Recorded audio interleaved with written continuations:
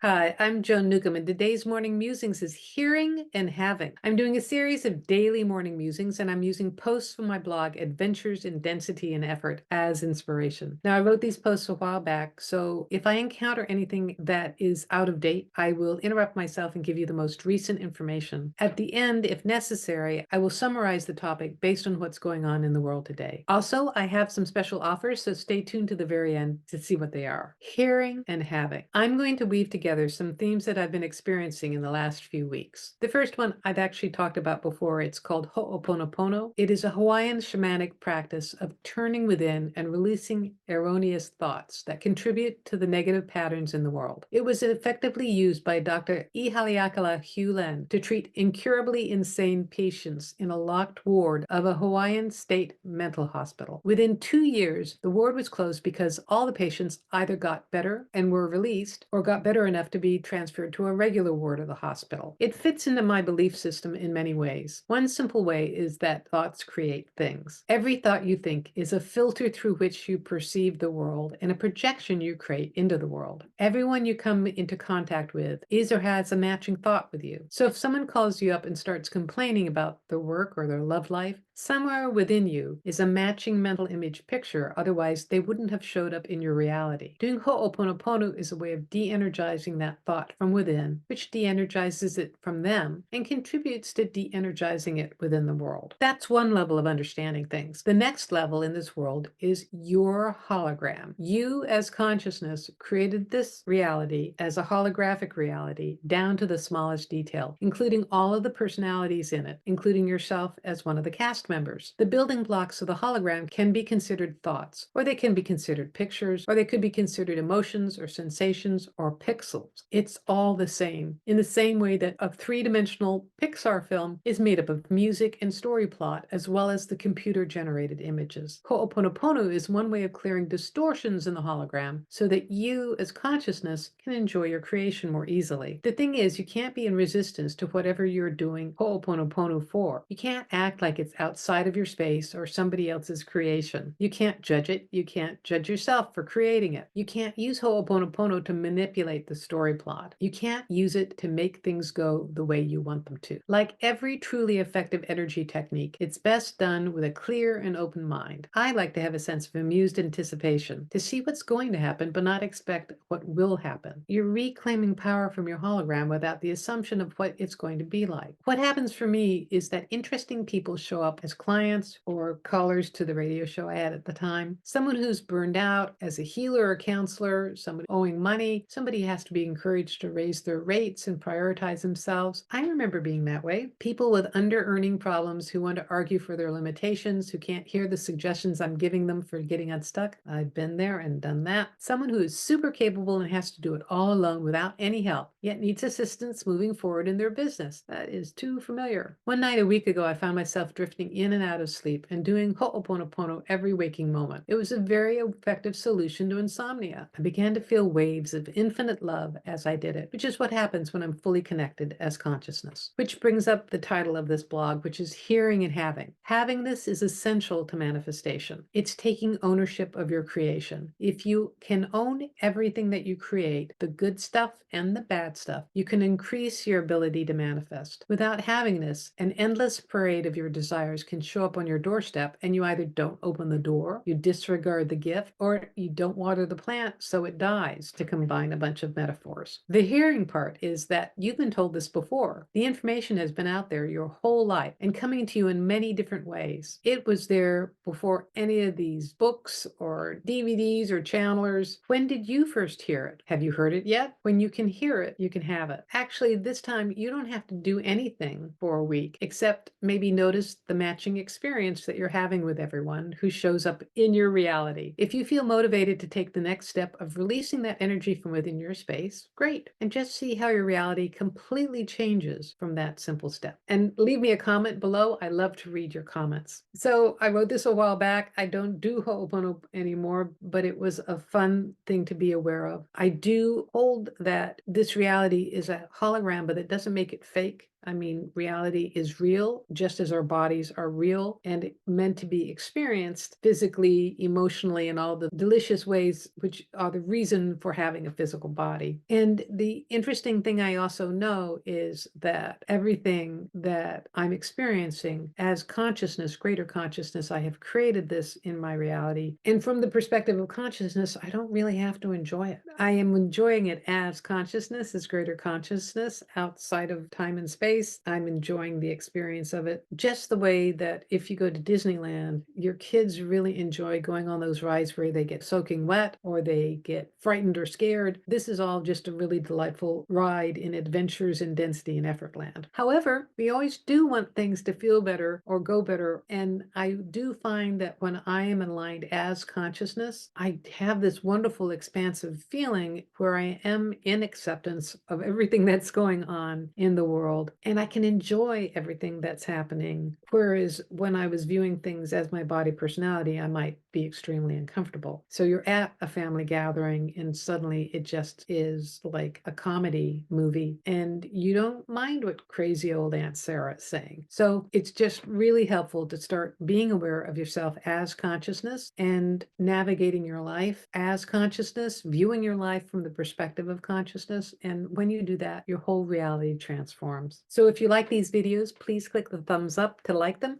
Also click the bell icon to subscribe. And that way you're telling YouTube to share this with more people and get this information out to somebody who really needs it. And if you'd like to try one of my consciousness techniques, click on the link below to the skybox technique. It'll give you an expanded perspective of your life and give you more insight to what's going on as well. And if you'd like to know some more ways to manifest, I have a self-study course, Manifesting Money and Miracles, which shows you how to change your inner vibration, which completely transforms your external world. And if you want to know more, my website is joan-newcomb.com. I do individual sessions where I take a look at you as consciousness, what's going on in your life. I can answer any questions to do with your relationships, with your work, with considerations like moving. I can talk to deceased loved ones, and it's all recorded just for you. And if you want to know how to do this for yourself, Manifesting Money and Miracles is a great preparation for my coaching special where I work with you one-on-one and I give you specific consciousness techniques for you to transform your life. So go to my website, joan-newcomb.com, and I'll see you tomorrow in another morning musing.